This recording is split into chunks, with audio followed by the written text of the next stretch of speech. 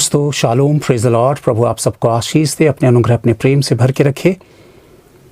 हम अंत के समय की, रैप्चर की बहुत सारी बातें सुनते चले आए हैं 2-3 सालों से, और शायद लोगों के मनों पर ये होगा कि शायद अब ये बातें कहने वाले कम हो गए हैं, वो थक चुके हैं, या फिर अब लोगों ने ये देखा कि रैप्चर तो अभी तक हुआ नहीं है और रैप्चर होगा भी या नहीं होगा, क्योंकि जितनों ने ये बातें कही हैं इतने सालों से अभी तक कुछ नहीं हुआ।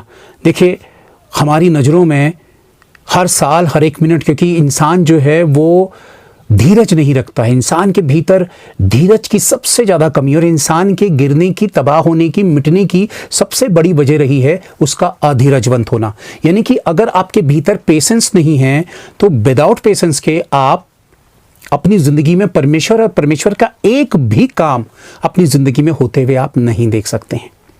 उसकी वजह यह है कि आपको परमेश्वर के लिए और परमेश्वर की चीज़ों के लिए धीरज रखना होगा।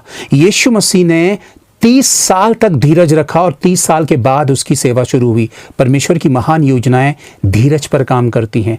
और जब हम इस बात को देखते हैं कि 2-3 सालों से मैं भी आप लोगों से लगातार अपने विजन्स और अपने उन बातों को, जो दर्शन की बातें हैं, भविष्यवाणी की बातें हैं, और जो परमेश्वर ने व्यक्तिगत तौर पर मुझसे कही हैं, मैं शेयर करता चला आया हूँ, मैं आप लोगों से बांटता चला आया हूं।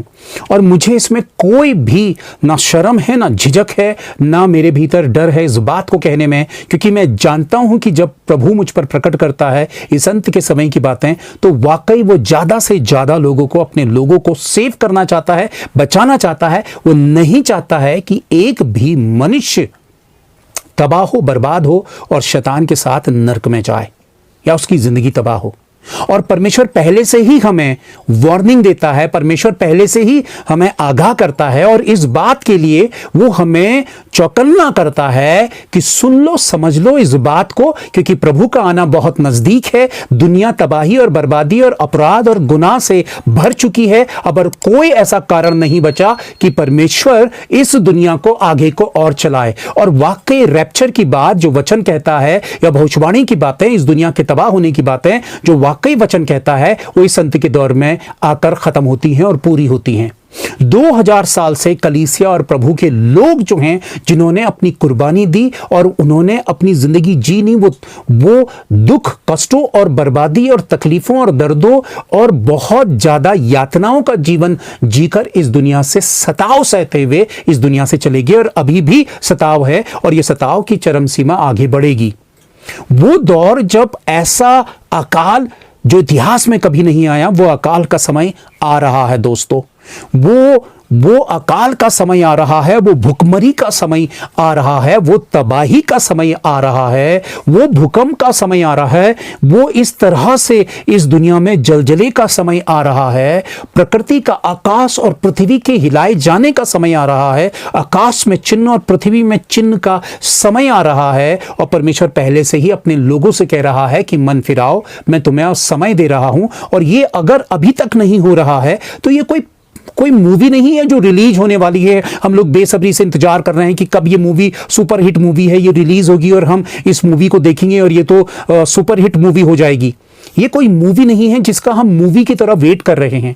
ये वो भयानक दौर है जिसका मैं समझता हूं कि अगर किसी इंसान ने सामना किया तो ये उसके जीवन का, उसकी जिंदगी का सबसे बड़ा दुर्भाग्य होगा। चाहे माँ की गोद में दूध पीता हुआ बच्चा हो, चाहे बाप का हाथ पकड़कर चलता हुआ बच्चा हो, चाहे जवान भविष्य की योजना बनाता हुआ हो, और चाहे कोई शख्स अपनी आरामदेह अवस्था में हो, कोई संघर्ष कर रहा हो, कोई बीमार हो, कोई कैसी अवस्था में हो।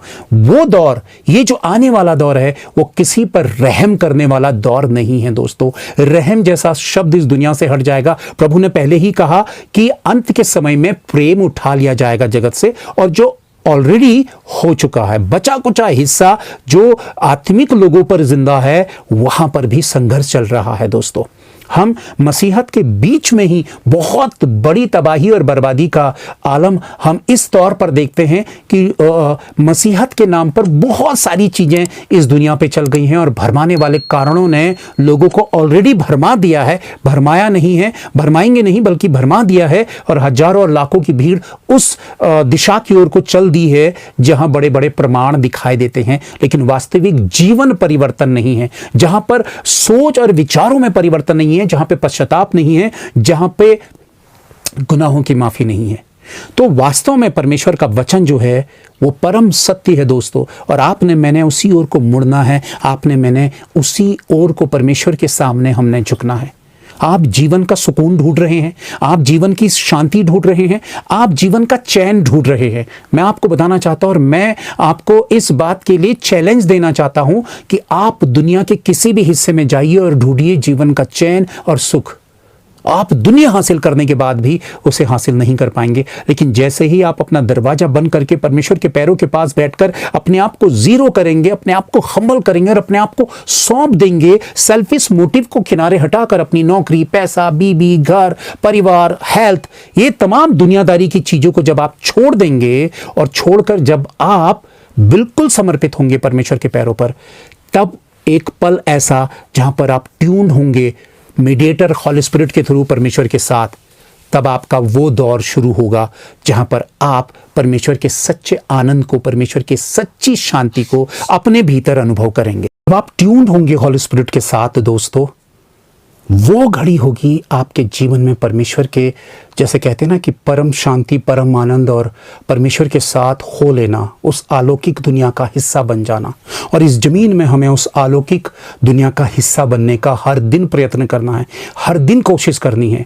हम ये सोचते हैं कि दुनियावी चीज़ों को मांगना, अच्छी हेल्थ को मांगना, अच्छी नौकरी, पैसा, गाड़ी, दुनियादारी की खुशी, प्रभु क्या कहता अपने वचन में, तुम मांगते तो हो लेकिन तुम्हारी नीयत सच्ची नहीं है, और तुम मांगते हो गलत नीयत से ताकि भोग विलास में उड़ा दो। और हम ज़्यादातर भोग विलास के लिए मांगते हैं, यानी कि मटेरियलिस्टिक चाहत ही हमारी परमेश्वर के सामने ज़्यादा रहती है, रिश्तों की चाहत नहीं रहती। हम उसके साथ रिश्ता बनाना नहीं चाहते हैं, रिश्ते कायम करना नहीं चाहते हैं, और जहाँ रिश्ते ही नहीं हैं वहाँ कुछ भी नहीं है। रिश्ता ही नहीं है तो आपके भीतर वो भावनाएं नहीं है, वो जज्बात नहीं है, वो इमोशंस नहीं है परमेश्वर के लिए।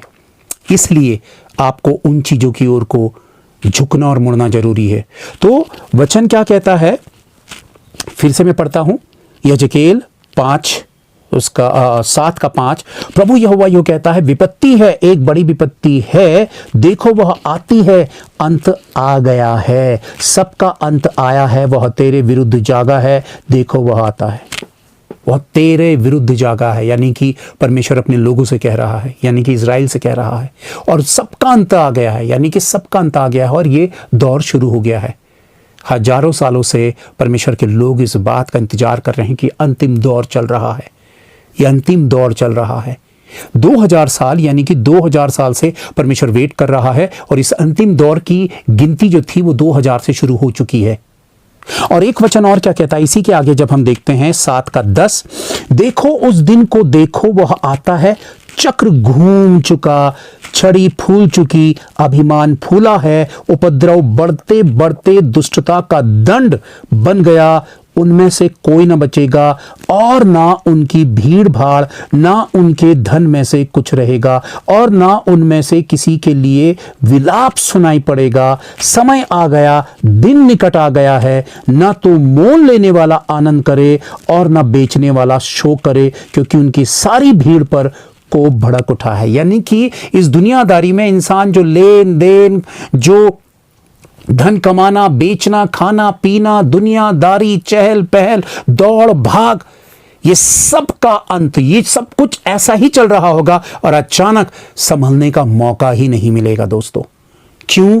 क्योंकि ये वचन इस बात को कहता है, यजकेल अध्याय 7 वचन 5, और उसके बाद हम देखते हैं 10 से।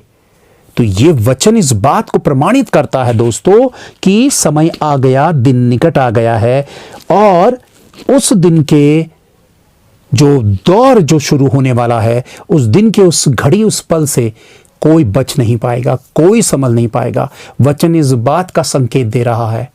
और अगर आप और मैं यीशु मसीह पर विश्वास करने वाले लोग हैं, यदि हम विश्वास करते हैं यीशु पर, तो यीशु पर विश्वास हम वचन के द्वारा करते हैं, किसी आसमान में बनी बादलों पर बनी तस्वीर पर नहीं, या किसी के द्वारा बनाई हुई क्राइस्ट की स्टैचू पर नहीं, बल्कि हमारा विश्वास कलाम पर है, वचन पर है, और वचन कभी भी झूठा नहीं हो सकता। अपने बच्चों को समेटिए, अपने परिवार को समेटिए। अगर आपके परिवार पे कोई कठोर शख्स है जो इन बातों की अनदेखी करता है और इन बातों को नज़रअंदाज करता है, उसके लिए प्रार्थना करिए, और जितने बार अवसर मिले उसे समझाइए ताकि वो बच जाए और इस दुनिया के अंत में हम उस बुरे दौर से बच जाएं और वाकई हम परमेश्वर की महिमा में हमारा रैप्चर हो और हम उठा लिए जाएं।